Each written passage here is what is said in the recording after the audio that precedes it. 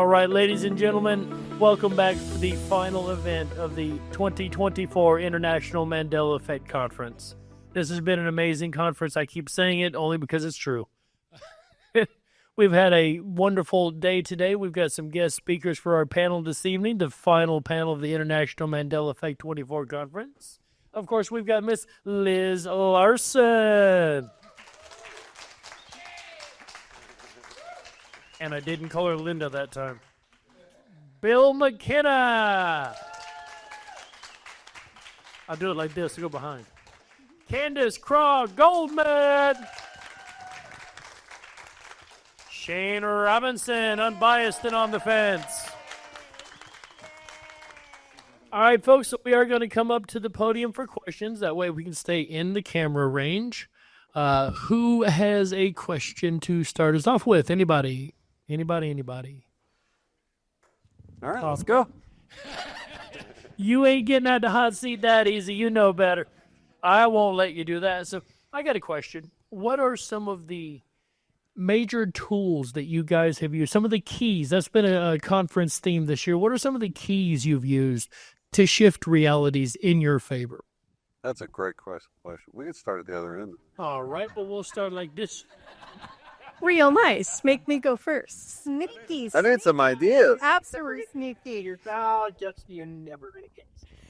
So I will say that, our work has changed my life and does daily, but that would be corny if I said that one. So really, the idea that suffering truly is optional and that any moment when I feel myself salty or cranky or irritable or not liking something that's going on, there's this remembering, oh yeah, I can change that. That's just me. So the idea that through my perspective, because it's the only perspective I have, I can change what I see, what I know, and it changes the world around me, that has helped me. And it's helped me the most with not suffering. I don't suffer through things anymore. I mean, maybe for a little while. I'll let myself be cranky. And then I'm like, oh yeah, I can change that. So I think that's probably what boils down to the singular biggest thing. I guess for me, it sounds kind of like super basic, but much like Liz, but obviously I'm in this vessel and I have this consciousness as well. And the very first thing for me was the awareness that I'm causing it. I'm the one that walked by the TV and blew it up. I'm the one who walked through the room and had my wife's Tiffany vase come off of the shelf, because I'm upset, or whatever it might be, it was me and my energy. So it's kind of start with the awareness and becoming responsible, like as I like to say, oh, that was expensive, and the viewpoint kind of shifting to the reaction part of life. I found that, I don't think I can afford it. It is a, I wouldn't call it I don't know what to call it other than, it just forces me to say, you know what, you got to stop it, Bill. You're going to blow up the car, which I've done. So, number one, the awareness. Okay. So that's the first thing, because prior to the awakening or whatever, there's zero awareness of it. It's, what, cars break. What, they're all acting that way and they suck. It's not me, it's them. I know the truth. And it's they suck. So all of a sudden, as the awareness that all the changes are inside of me, and then it really comes down to the second part of it was How the heck do you do that? What is the tool you use to actually make the change? I can be aware, I'm supposed to love people. I'm supposed to be grateful. But I don't. The truth is I feel like crap. Right? I feel it. It's like, oh, you just got to will your way out of it. You just got to, change your mind. How do I do that? Because I feel like hell. So, that was obviously our work, and all the neurological tools, because it is a neurological pathway, and there is, neuroplasticity. It can be processed. And I can tell you for certain, one thing I know for certain is that it can be done.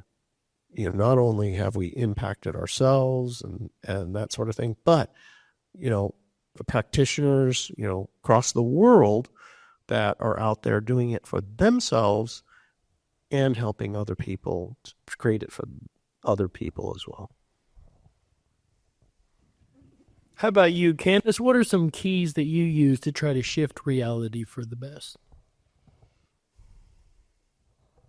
I have found that the biggest shifts come from when I have an excitement about something. And that excitement sort of grows on itself, right? So you can depress yourself by doing something like doom scrolling or watching the news. If I walk by a television and there's news channel on, I'm very careful not to even listen if I can. I steer clear from it. And it's kind of like that allergy story I told. There's so many instances in my life where I've read about somebody else's amazing shift themselves, and it creates an excitement within me, because if I'm a human reading about another human's shift of excitement or their possibilities or their manifestation, because I know it can happen for them, some of that I celebrate with them. And I think we're far more of a group species than we realize. Oh, yes, ma'am. And we often single ourselves out, but we're so affected by the group. And I can't, again, emphasize enough how wonderful it is to be in a group like this. And if all of you leave here and things aren't shifting for you in some sort of wonderful way in the next little bit, I'd just be surprised, because you're marinating in this wonderful energy, but also in the realm of ideas that are so wide open and so accepted. And did you see anybody kind of sneer or belittle or put down or insult anyone these entire few days? I haven't seen any of that. I haven't seen any of that at all. And if it maybe started to come up anywhere, I feel like my own energy just wasn't even going to let that in. So for me, again, if I'm looking for improvement in my life, all I have to do is find somebody who has a face like this and just start talking to them, And in our own quantum healers community, there's a lot of those people. But who, in my own day-to-day, some of my favorite people are grocery checkers, people who put groceries in my bag. Before I go up to an aisle, and I choose and I look, and I use that interaction to both connect for myself, but also to give. And there's small moments.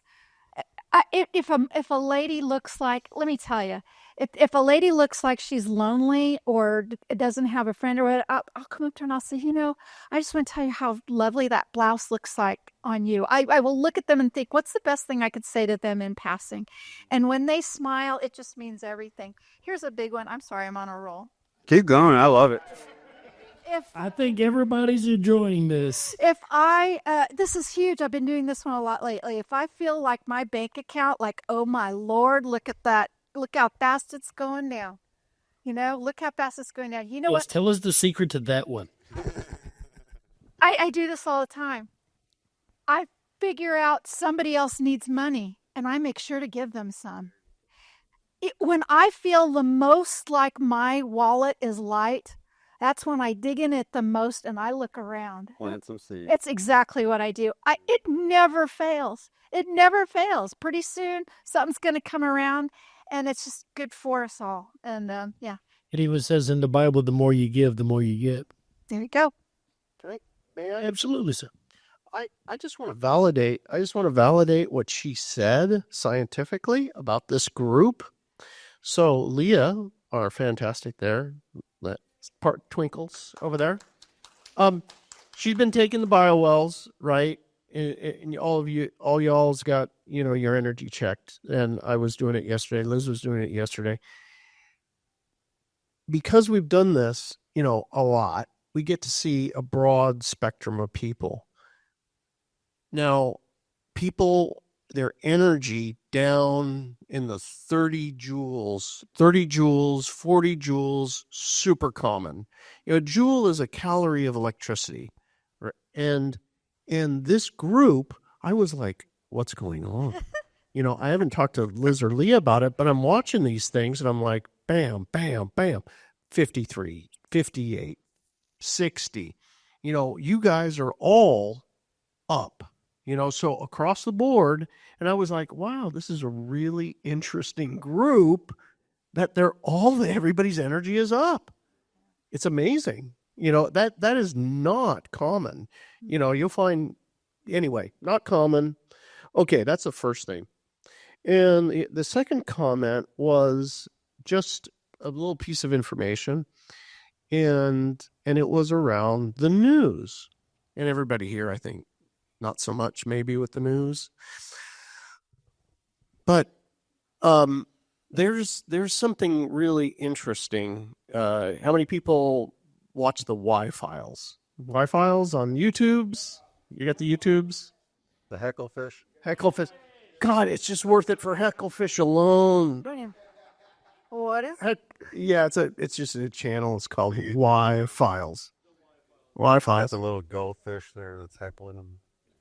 Anyway, you can watch this on Not on that my timeline, I guess. Yeah, now you are.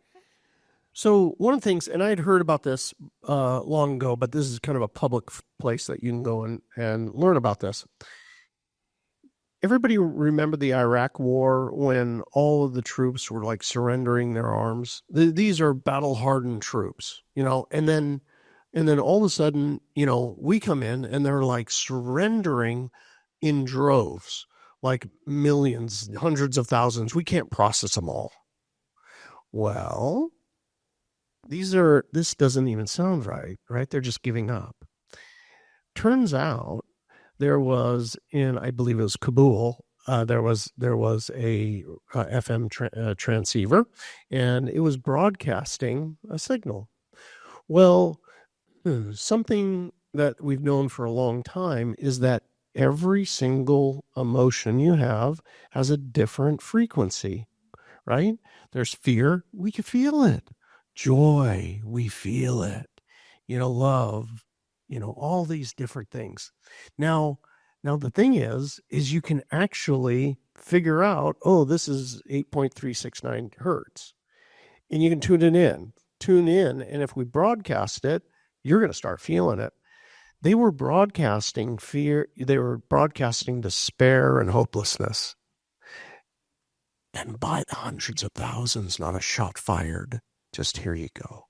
Here's my guns, platoons, whatever they are. They're all surrendering. Well, this is 20 years ago. DARPA's 20 years ahead of everything. Yeah. Right? And that was 20 years ago. Now, I don't know, but do you think, they gave up on that technology? Maybe, I know they surrender, but, okay, we're done with that. Or do you think maybe that was really good? Is there anything else I could use it for? I don't know. Well, if you tune into the news, there's this feeling you get afterwards. Not a coincidence. Not a coincidence. It's actually been my theory for a while. That's exactly what they've been doing. I didn't know that for a fact, but that's been my theory for a while, that there's transmitting that signal below the newscast to put that fear out there.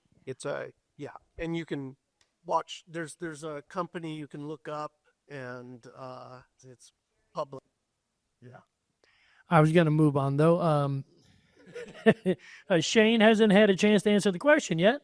So, Shane, what are the keys that you use to shift realities? I know you've been had a lot of time to think, thanks to Bill down here and thanks to these ladies. So, what is your answer? I think for me personally, I would get triggered a lot by different things. So I had to, it's not so much, it's keeping me out of like the negative, is where I had to sort of put my guards up the most with my personal personality. And one of the things I did with that was taking a deep breath, closing my eyes, and just centering myself whenever I do feel like I'm getting triggered. And what you'll find is that when you get angry, if you can stop thinking about what's making you angry for just 90 seconds, the feelings that you're feeling will go away. But we as humans will just play it over and over again and be angry all day long. So that's the direction I was making myself angry and in a bad vibration from just not letting stuff go. So for me personally, that was like the first key to shifting my personal frequency into something higher. And it's not even manifesting, it's just keeping me out of the dumps, basically, right? So that was probably the most powerful thing I learned, because once you're out of there, then you can start bringing in good stuff for yourself. But if you can't even get out of there first, then you're not even going to be manifesting properly, because like you're not in full alignment with all of yourself. That's kind of how I look at it. Such incredible information, these panels. I absolutely love it. Next question, please. You've been waiting so very patiently.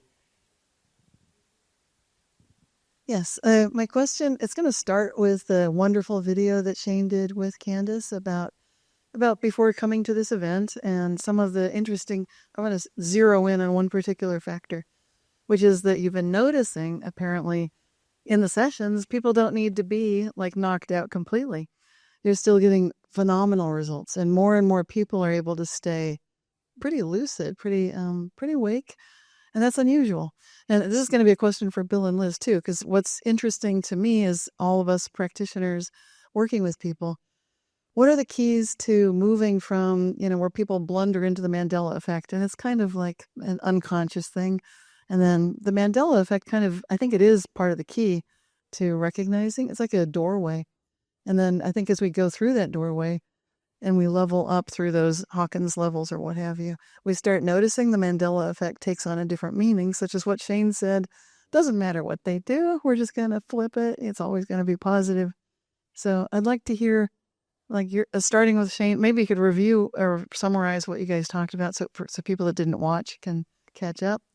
And then for all four of you, I'd love to know, what are you doing, or what are you noticing with the Mandela effect as people are becoming more lucid livers, not just lucid dreamers, but they're waking up in regular everyday life.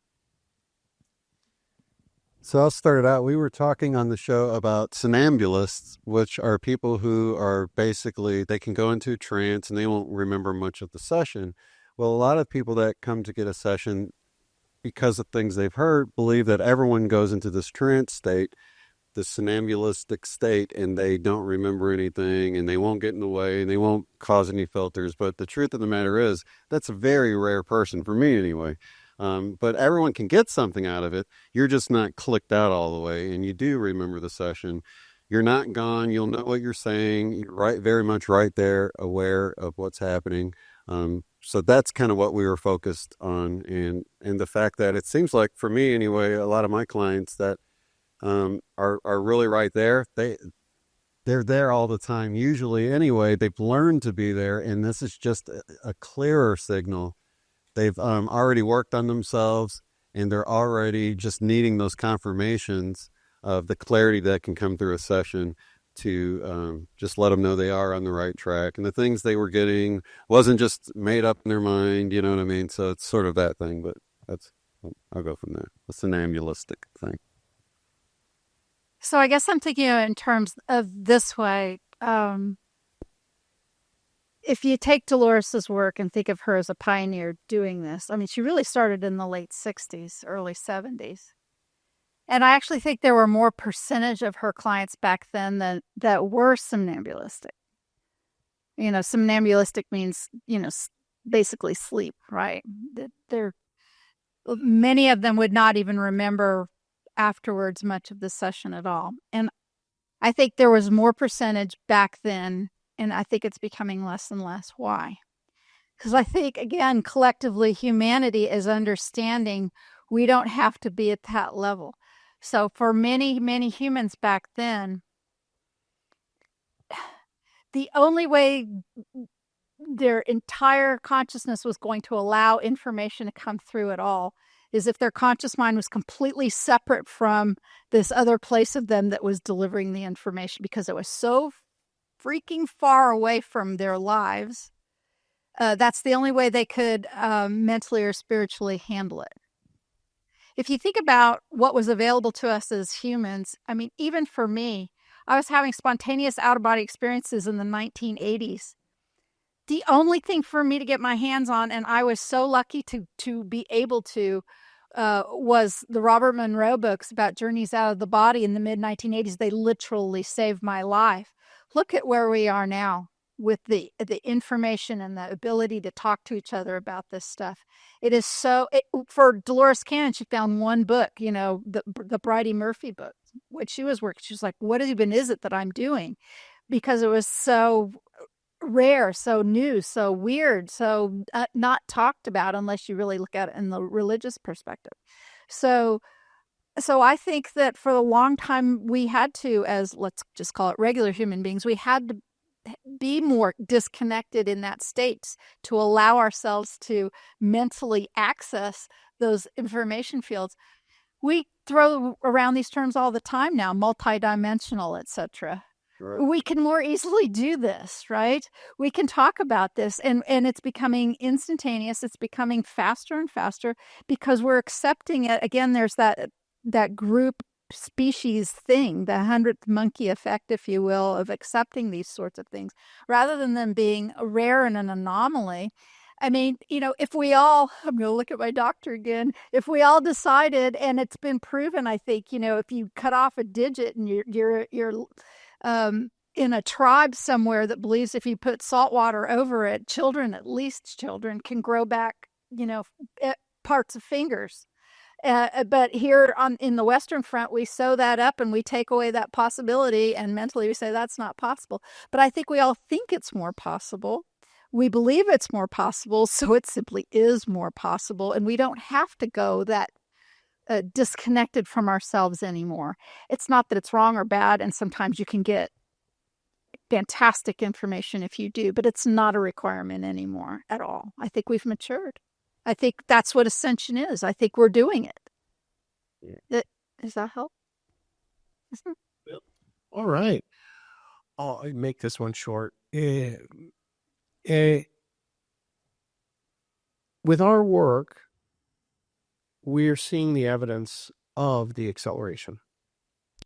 Where a session would take, maybe hours, years ago, hours and hard work and toil, it can be over in like minutes or even less, sometimes within seconds.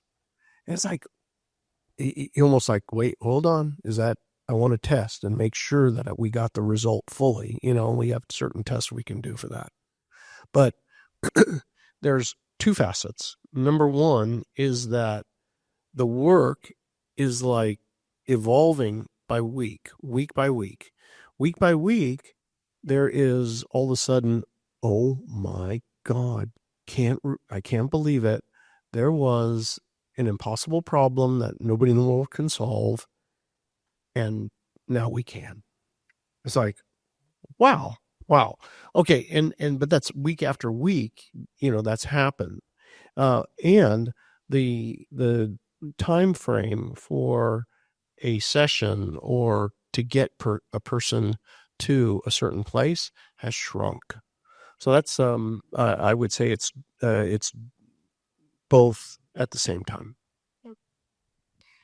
Things are definitely ramping up. So a lot of times I'll ask the question, I wonder how I can access. So, for example, we had people with autism, and one of our amazing practitioners is a speech therapist for people with autism.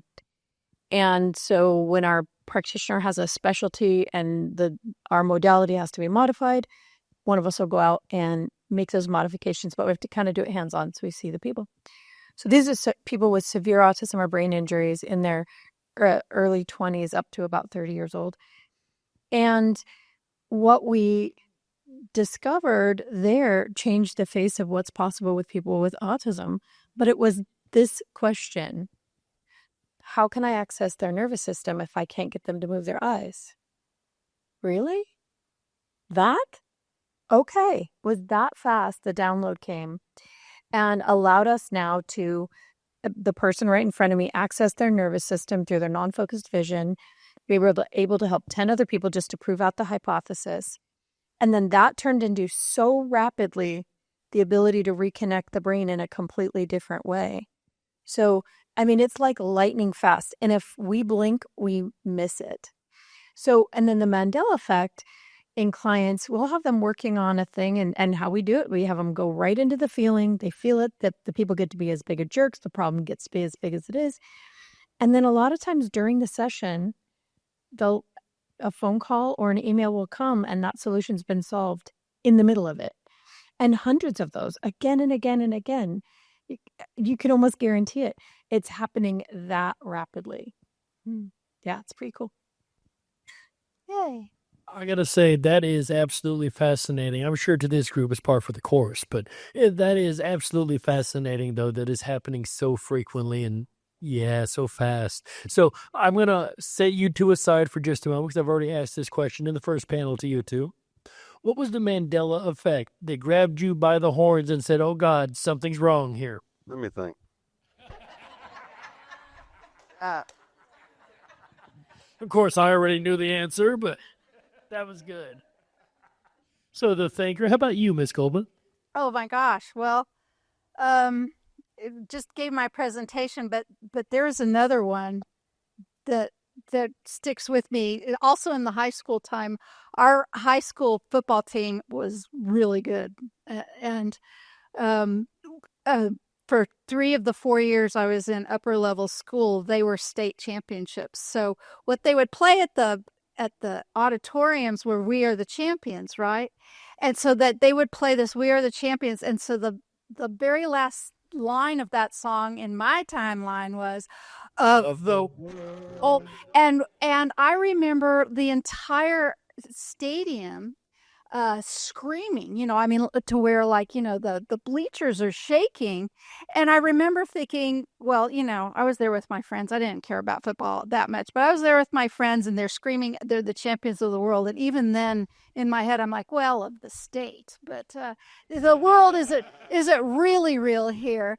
But it was such a, so many people with so much energy, and me thinking, wow, for the 3rd year in a row or whatever, we were the champions of the state and that song, and that now it's not there. What? Those were thousands and thousands of people screaming that. It's so loudly. It's such a vivid, visceral feeling. And it's been used at so many different sporting events over the years. Yeah. Like, so many people's consciousness has been affected just by that song, let alone the effect of that song. Exactly. You know what I mean? Yeah. The question? Leah, yes, ma'am. Come on up. I'm sorry, I did not see you stand up over there. Also, if you watch, I'm a cartoon and Disney kid, and if you watch Chicken Little, he sings "We Are the Champions of the World." Oh my. More? There you go. I'm not the best talker, so this is kind of going to be what I'm going to try my best. So you said that one of your keys was that, like, not to be able to let go and not be so angry about things. And Candace said that just by reading something that somebody did, she was able to change her reality. And of course, the work that we do, clearing blocks in the nervous system, changes your reality.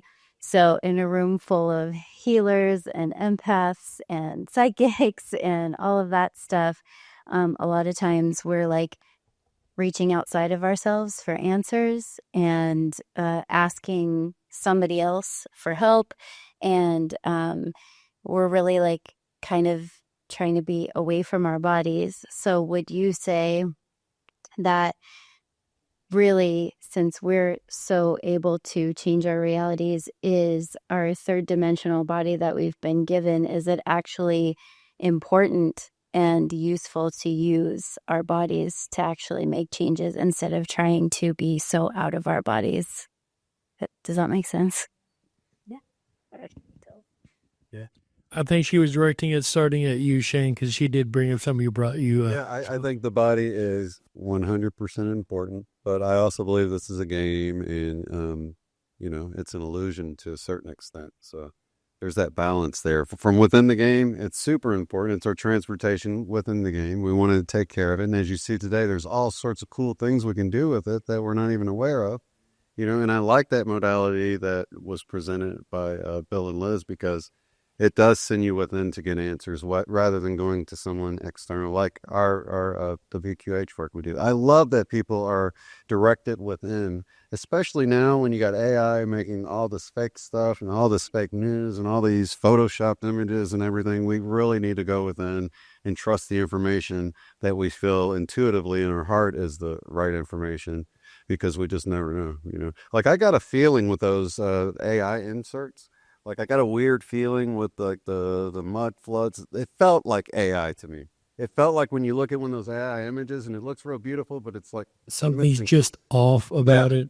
And that's how it was with the inserts. They're the same way. The AI inserts just are missing the human feeling. So I think it's the time that we go within, and any of these modalities that direct us inward for answers, I think those are the most important ones, because at the end of the day, our heart should be like have the final say. Other things should confirm what we're feeling. So if you get a reading and it's not confirming what your heart's saying, a tarot reading or something, just throw it out, because it's not in alignment with what you're already getting. So believe in yourself. Yeah. Go within for the answers. We all have our answers within. I found that actually helps me quite a bit too. And you can see how powerful the body is just from the workshop today. How much we can grow by just working with our body. So it's super important within the game, yeah. That was fun. I'm going to need a nap later. How was Candace? Oh my gosh. My problem is, which one of the 15 things am I thinking of should I talk about? Let me make a reference to something Eric said earlier. This was my own lesson. I just wanted to fix my body so that I could get on with my life, because I thought my body was in the way. It wasn't operating the way I wanted it to. I just needed to hurry up and fix my body so I could live. I was mad at my body. I wanted to direct and force my body to do it. I wanted it to do so that I could live my life. I kept thinking of it as a problem. I didn't think of it as a friend or a partner. And I really needed to do that. And looking at that and talking about that a little bit more within the perspective of quantum healing, what we're learning is, the thing that animates your body, if your soul energy, if you will, that's one component of it. But the physical aspect of your body, your physical body has some of its own goals, and it's your partner. And you have to think about it. I've spent so many years being angry at my body for it not working the way I wanted it to. And once I started doing some exercises within the quantum healing of addressing my body as, like, if so many of us have children or pets and we absolutely adore them. If our child was ill or not performing well, or their body was hurting, would you be angry with them? No. If you had a pet that had a problem, a disease or an illness or an injury, would you be angry with them? Of course you wouldn't. So why are you doing that with your own body? Why are you doing that? No, you can't. You have to treat your body as that thing where you have a partnership with it. And once you stop ignoring it and start talking to it and respect your body, you don't just throw it around like, you don't value it. That can change anything and everything. And you're right. You're right about wanting to leave your body. I'll briefly tell this story because it's just too good not to tell. A client came to see me who she was very much interested in accessing her star family. She just knew her star family was going to connect with her with this like new way of healing or information flow. And she just lived through this ethereal sort of star cosmic connection. She had some physical issues, but they were very secondary.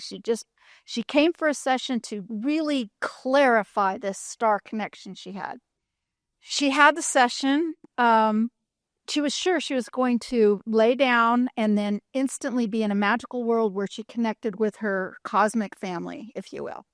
She ended up being a very poor child who was an orphan in hundreds of years ago, whose family was in a famine. She was the only living one. She was going door to door just to try to get scraps to live. Some woman gives her pity, says, you can live in the pigsty with the pigs and eat what they eat, but there's no room in here where there's not enough food for even my family. But she actually was a good thing. At least she had something over her head and some chance to eat. And she had this entire session. It was so beautiful. It was so beautiful. And then the higher self said, you've got to get your head out of the clouds. You came here to be human, to work with the body, to live a human life and understand the gifts that you are here to be human. This woman didn't remember at all this second part that her higher self said. And you'll find that in these sessions sometimes, if you think of them as a dual experience and then sort of what the wisdom team or the higher self says, why you had that experience. Some clients remember this part and not this. Some clients remember this part and not this. She was one who did not hear a thing about her higher self, about why she was shown the life of the girl who lived in the pigsty. She just woke up and she looked at me and she was so mad. She was so mad. I came this far and what's that all about, a pig? What is even going on here? She was so angry with me. The session was so beautiful. It's so beautiful. The higher self said, if you pay attention to how you as the starving child actually fulfilling more of your soul's purpose by feeling the real actual life of humans and not trying to live up here in cosmic outer limits and leave yourself to do it. You were closer to why you were here on the planet incarnating as that orphan starving girl. The woman couldn't hear it. She was not able to allow herself to even hear the story of the pig. Of why she would have that experience as the life with the pigs.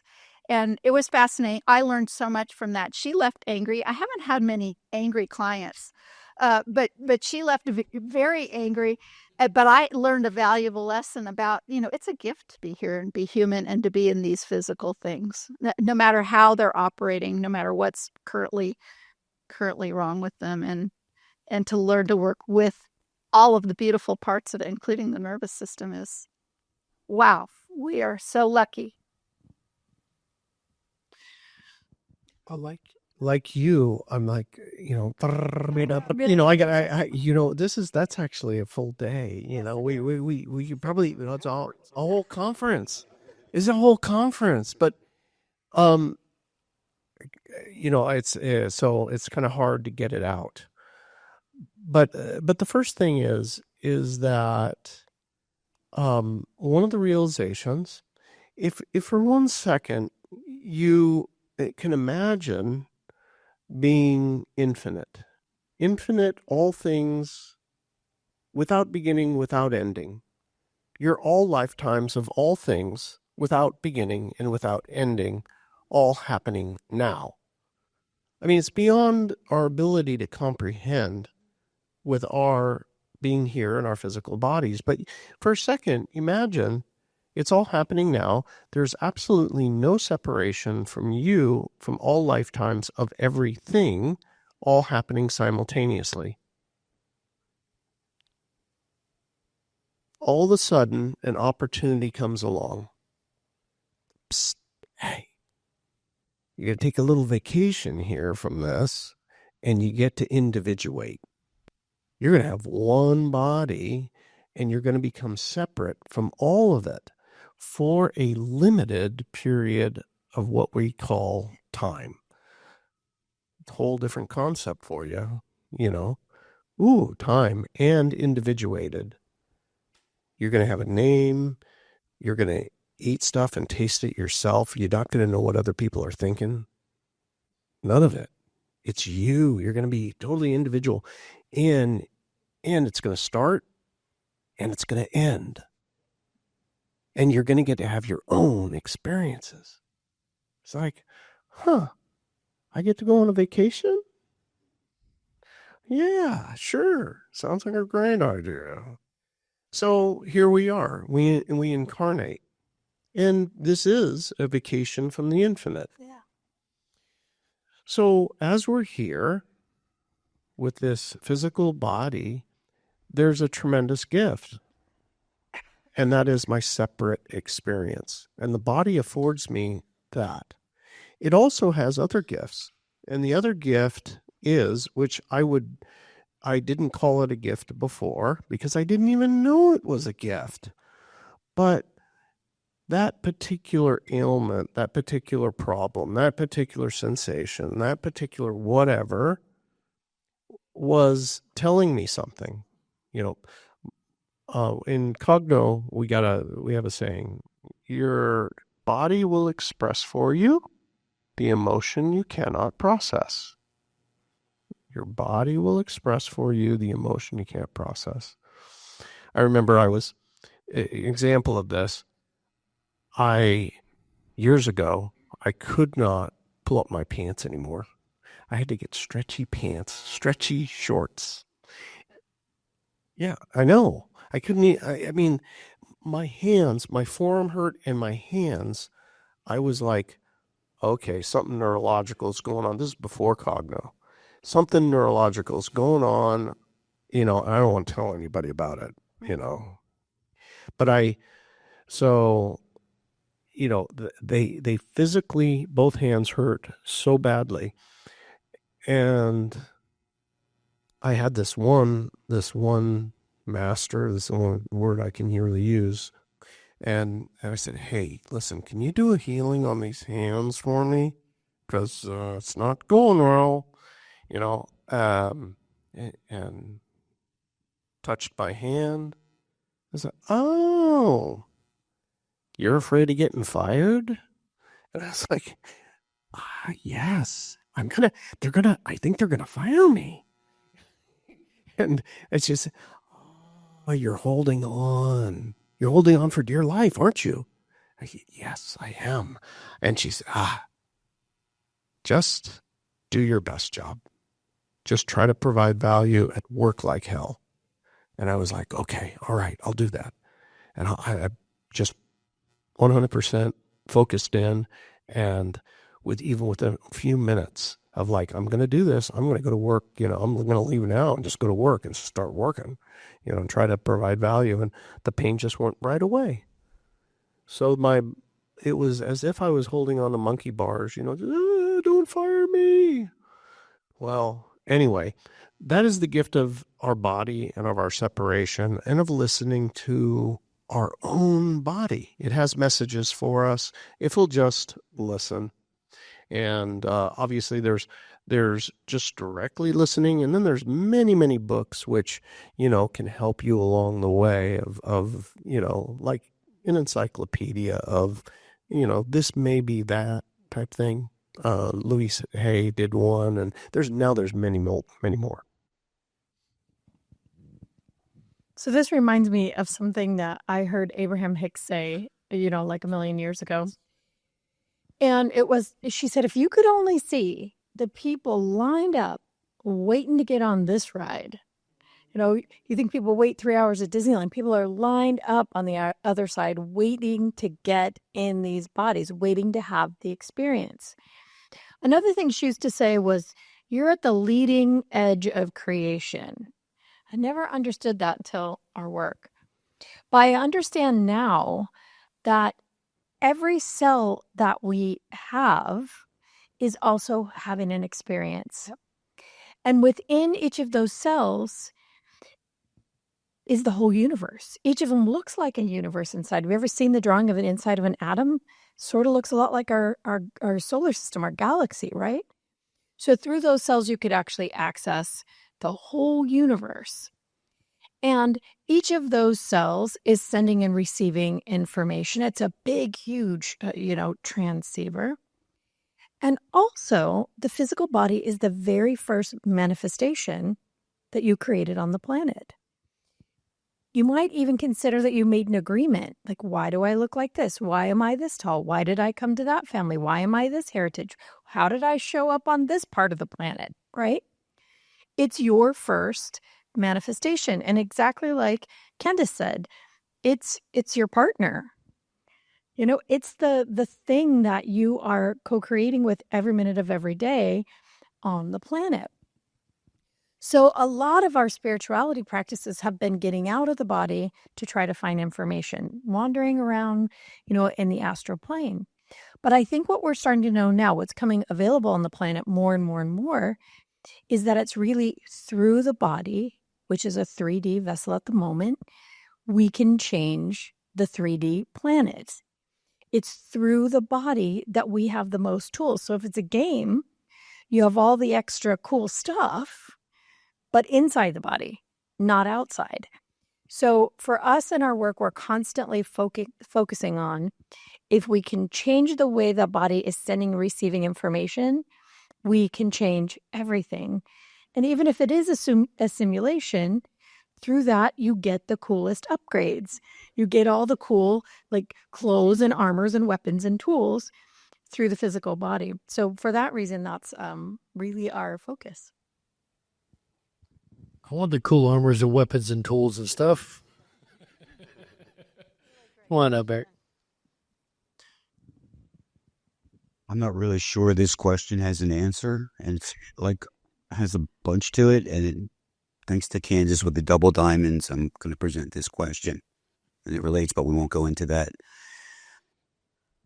Both as practitioners, I'm going to ask this question, but it's more related to what Candace said when she speaks to the checkers at the grocery store and these other people. And we discussed the NPCs earlier, and I brought up about igniting them and bringing them into the fold, or trying to. And this question relates to another group. It relates to them too, but really to another group. And that's just everybody else who's not necessarily an NPC, regular person.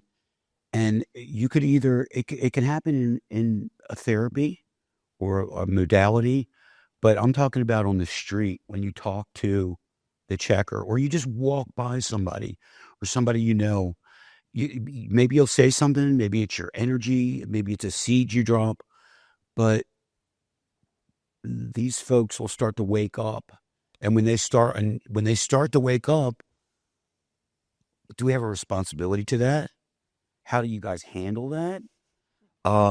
Knowing that you're somewhat responsible for making the connection to the energy to these folks. And it can get you into some pretty sticky situations. As an empath and a caring person, it can put you in a really weird position. This is something I do not necessarily have not figured out, although the double diamonds is part of it because I'm working on a meditation, and I was working on that the whole way up here. So it's really kind of amazing, but I wasn't going to bring this up, but Candace keeps talking double diamonds, so obviously it's supposed to be. So the question on hand, I think, is, and I like the question, by the way, that's a really good question. When you slip somebody the red pill, when you introduce them to the Mandela Effect, I'm talking about the red pill of information. Let's be very clear here. When you give somebody the information, when you basically break their reality down, because, I mean, we're asking them to believe the reality itself isn't what they think it is. Do you have a responsibility to them to keep guiding them and teaching them along the way? Or should you just say, hey, man, check this out and walk off? Shane, go ahead. I personally think everybody, and this comes in really handy if you have kids too, but I think everyone has a whole entourage of higher help. It could be ancestors or guides or Jesus, or like Dolores Cannon is one of my guides. She comes through. She's come through directly and through Candace and in some of my sessions she's come through. So I feel like we have higher help, and you might have been guided to tell that person. And even family members, it might not seem like it does anything, but just know you planted the seed, and I don't think you have to worry about watering it. Universe will water the seed and provide light for it. And sometimes it is just our part to tell somebody about it, and someone else will pick it up from there, That's fair. How about you, Candace? I actually have a fun story that is directly connected to this. I had a free afternoon. That's rare in my life. I'm highly scheduled. I had a free afternoon, and I found myself near a bookstore, and it wasn't long after we had talked about coming to this conference. So I just walked into a Barnes & Noble, and I'm looking at the books in the spiritual section, which, is getting bigger and bigger, which is, that's interesting. And I'm looking, I always look to see if Dolores's books are there. I look to see if I have any friends' books are there. But I start looking for, I wonder if I just go in and look if there's any Mandela Effect books. I didn't expect there to be any. I mean, I knew yours, but, I thought, I'm just going to go look. And this woman, she walks over from the kids section, but she's, she's a helper in the entire store. And she asked me, if I'm looking for anything specific. And, you as a customer, you can say, no, I'm just looking. You can do that thing. But I'm looking at her and I'm reading her and I'm like, well, actually, I'm looking to see if there's any titles that have anything about the Mandela effect. She goes, oh. And she goes, well, let's go this way. She goes over to the terminal. So she completely misunderstands me. And she's like looking for a mandala book, right? And so she's like trying to spell it while we're over there, and I'm watching her spell it, and I'm like, yeah, no, it's not, it's this, and I'm like, do you know what the Mandela effect? It's like Nelson Mandela. Do you know what that is? And she looks up at me and she goes, no. And so I have the opportunity at that point right now, right, to have it be a teaching moment. Now, I'd already looked at the books. I already knew there wasn't any Mandela effect books at the Barnes and Noble. There's no way. But part of me is asking myself, well, why am I there? Okay, well, it's to at least introduce this to this woman. And I start asking her a few questions. I start out by telling her Nelson Mandela and why it's called that. And then I asked her a few questions about some things, and just the look on her face. She's a smaller lady, and just the look of wonder on her face as we were talking about things that she could look up and things that she thought was one way and is now another. And she's in the terminal looking up this kind of stuff and then looking at me, and we're having that sort of moment, and I'm just smiling. But you have to be gentle with those people because you can't throw them into the deep end. You just have to smile, and you have to make it sound like, isn't that fun? Isn't that magical? Isn't this something new? Come on, anything that's new. We all, that feeling of new. This was an older woman. She was probably a good 10, 15 years older than me. This was so new. Just looking at her. I'm telling you, I spent maybe 15 minutes with her. By the time I left her, she looked like she'd lost years in her face. Just by the fact that she had this new, fresh concept introduced to her that she could, obviously she likes researching. She works in a bookstore, right? So I don't know that you need to stick around, but I do think you need to, in as lighthearted of a way, produce something, like not with it could be CERN or DARPA or those controllers or, oh my God, what's going on? But no, in a very different way of, magical. I hated magicians as a kid. As a kid, I didn't even know why I hated magicians. And I figured it out. It's because I knew in my heart as a kid that real magic was really real. And so magicians were up there going, okay, I'm going to pretend that real magic isn't real and try to make you all chumps. And I didn't like that. And I hated it from the beginning. I didn't understand why I didn't like magicians till I was older. It was like, because you're trying to tell me real magic isn't real. It's really real. And how about you, Bill? Okay, so again, this is a whole day subject, but I would reflect on probably one of the first real masters that I met. And when I say master, I mean the kind of the rules, that the rules of physics don't apply in their presence. They bilocate, they heal people for real, and lots of other things. A lot of strange stuff happens around them, but really wonderful. And my experience with them was after over a decade, the first encounter was like she had a deck of cards and she pulls one card out and shows me the card. And my mind is like, whoa, my God, whoa, reality is not what I thought. And this is incredible. That's clearly all she's got. And then, see her again. One more card. And it goes on like this.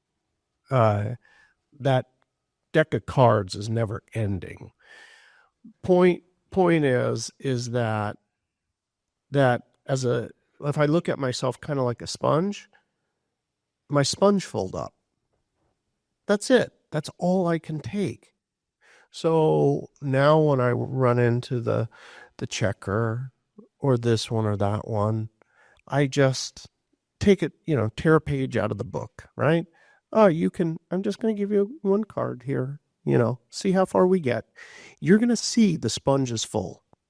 The sponge can't take anymore. And then you simply, okay, all right, maybe that was the whole reason that we came together, just for this one little thing. And then we'll move on to the next if I do see you again, if your sponge can take some more.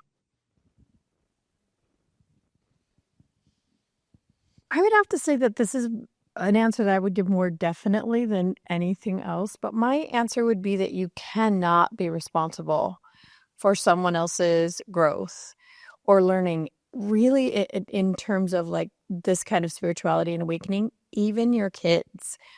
You can offer information. You can be there with what's needed in the moment. But the truth is that each person has to get it for themselves, and then it has to grow and develop. And I think I was talking to Lee earlier that maybe I give a piece of information today. Maybe it's suffering is optional. You can choose. And I share it with Lee. And then Lee is like, dang, I like that piece of information, but it's new. It's the first thing he ever learned. And he shares it with people that it's the first thing they ever learned. Like maybe he's not a master yet. He just learned it today, but those people can hear him because he just learned it, right? But if I try to go and change his mind about 1,000 other things, like Bill said, the sponge, really I'm in the position of trying to convert him to a new religion. A person has to learn and grow on their own. And if you're the one who's supposed to teach them more, they'll come back and ask. If you try to force it on them, you're really harming more than you're serving. So this is something we're really, really passionate about teaching our practitioners, is stay the heck out of their story. You show up in a state of love or above. And then you offer what can be received. And then the person takes it or leaves it. You stay out of the story and you can make the most change. If it is the most important thing on the planet for you, for someone to get this information that you're learning, and it feels like a push, that's a no-go. This kind of thing has to feel like an offering that is released like a butterfly or a dove, and then accepted or not. So that's my answer. I don't think we can be responsible for that. I think we have to offer what we can give and see what they take. I actually agree with that answer. And the reason I agree with that answer is I take a lot of Uber rides. I don't own a vehicle right now. And I take the opportunity quite a bit to tell the Uber drivers about the Mandela effect. And then I get out of the car and go home. So I'm with you. I don't think it's our responsibility, someone else's awakening. I think it's our job to give them the truth. I think it is our job to point them towards where the right information is. But I'm with you guys. I don't think it's our responsibility to stand there. You okay? Are you good? You sure you can handle this? One last thing, being the last panel for the whole conference, you guys get the honor of leaving us with some final words. So what would you like to say to the audience? I would like to just kind of reiterate the last thing I was saying about staying in that mode of the ending. You might not know how it's going to end up. It might seem hopeless, but just know we got this. Just keep that just resonating in the background constantly, behind all the other things you're doing. And that way we're feeding our intentions together as a group, which is super powerful, into shifting into the new earth. So that would be the thing I would want. Thank you, Shane. Candace, final words. Oh my gosh. Well, absolutely everything is possible. When you think of some of the things that I've seen happen in front of my very eyes, but I'll just a couple sentences. If birth defects, like I said before, if somebody who was born with a birth defect is able to have that vanish and they can disappear or overcome something like that, what else is possible? If a body can take metal that's been inserted in it and change it to bone and tissue, what else is possible? If our kidneys used to be low and getting kicked in the back used to be dangerous, and now they're up behind our own ribs in our own body, what else is possible? What's not possible if all these things are possible?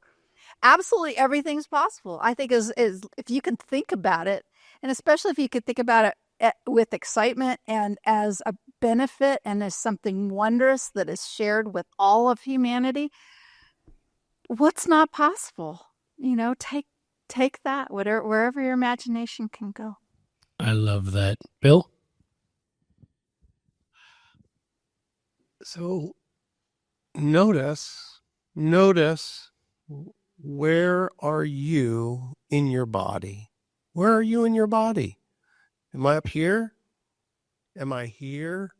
Am I not even in my body? Am I over here observing? The entry into the fifth dimension or new earth, whatever you want to call it, through your chest, your heart. Migrate. Just start migrating your attention here. Oh, my attention's kind of over here. I'm just going to physically kind of put my attention over here. And you might say, love, I'm really kind of confused about that, can be really confusing. But gratitude, appreciation, finding the good, gratitude for whatever it might be. Feeling here, finding the beauty in nature, the beauty in a face like this.